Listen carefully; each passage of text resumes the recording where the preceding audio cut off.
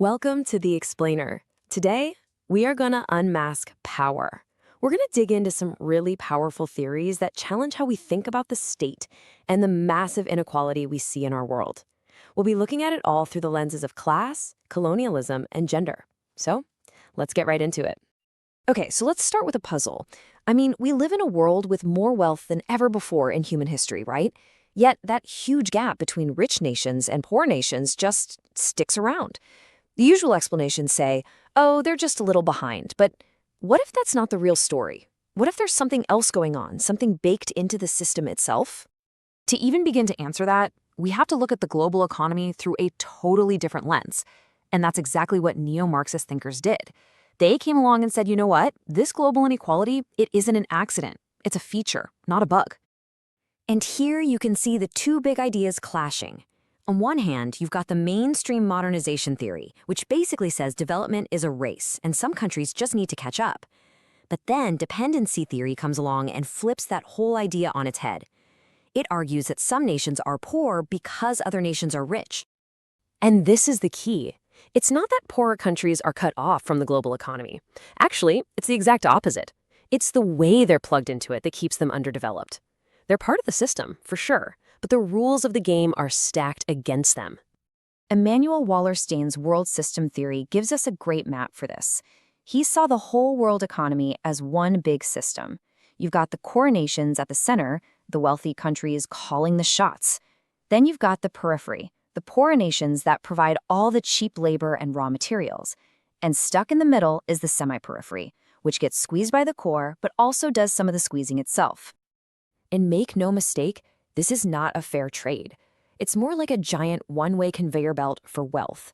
Through trade deals, endless cycles of debt, and control over technology, value is just constantly pulled from the periphery to the core. It's a system designed to enrich one part of the world at the expense of another. Okay, so now let's zoom in. Let's go from that huge global system right down to the state itself, especially in countries that used to be colonies. See, when the colonizers packed their bags and left, they didn't just leave a new flag. They left behind the entire machine they used to rule. Which leads you to a really critical question. After independence, did these new governments just become neutral referees, serving all their people equally? Or did they end up serving a totally different set of interests, shaped by that colonial past and their place in the world system? This is where the scholar Hamza Alavi comes in with this brilliant concept, the overdeveloped state.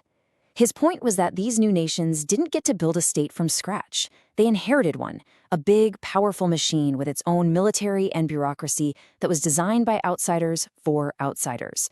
It was never built to serve the local people. So what does this overdeveloped state actually look like? Well, it's usually run by a small group of military and government elites who weren't elected and have their own agenda. And their main job becomes playing mediator between powerful groups, the old colonial powers, the new local business class, and the big landowners. And guess who gets left out of that conversation? Pretty much everyone else. So, we've seen how the state is all tangled up with global economics and colonial history. But this next idea, this one challenges something even more basic. It asks us to consider if this whole state apparatus, this machine, isn't just about class, but also about gender. Just think about that question for a second. It completely reframes the whole conversation. It makes you wonder if the very DNA of the state, its laws, its power, everything, is fundamentally gendered. And the feminist scholar Catherine McKinnon just nails it with this one sentence. The point she's making is that the state, which claims to be objective and neutral, was actually built from a male perspective. And because of that, it works to keep male dominance or patriarchy in place. This leads to a concept that thinkers like Zilla Eisenstein called capitalist patriarchy. The argument here is that capitalism and patriarchy aren't two separate things. No, they're deeply intertwined, like two vines growing together, each one helping the other survive, and the state is the trellis that holds them both up. And this is where we get to that core feminist idea that the personal is political. You know, this whole notion that there is a public world of politics and then a separate private world of the family? Well, that's a myth. State power doesn't stop at your front door. Laws about marriage, work, and your body, they reach right into the home and shape our most personal relationships. All right, so after peeling back all these layers, class, colonialism, gender, what are we supposed to do with all this? What's the big takeaway for how we understand power? Now, of course, we have to be fair. These theories, dependency theory in particular, have their critics. Some people say the whole core and periphery thing is too black and white and doesn't explain countries that have grown really fast. Others will point out that, hey, sometimes global connections can bring good things, like new technology. These are all valid points that add some much needed nuance. But here's the thing. At the end of the day, these ideas aren't just stuffy academic theories. They're tools. Think of them like a new set of glasses. They give us the language and the framework to see the hidden structures of power that are all around us, shaping our world every single day. And really, that's the true power of these perspectives. They force you to look deeper, to question the things we take for granted. Because once you start seeing the world through these lenses, once you see the patterns of class and colonialism and gender at play, well, the real question is, can you ever go back to not seeing them?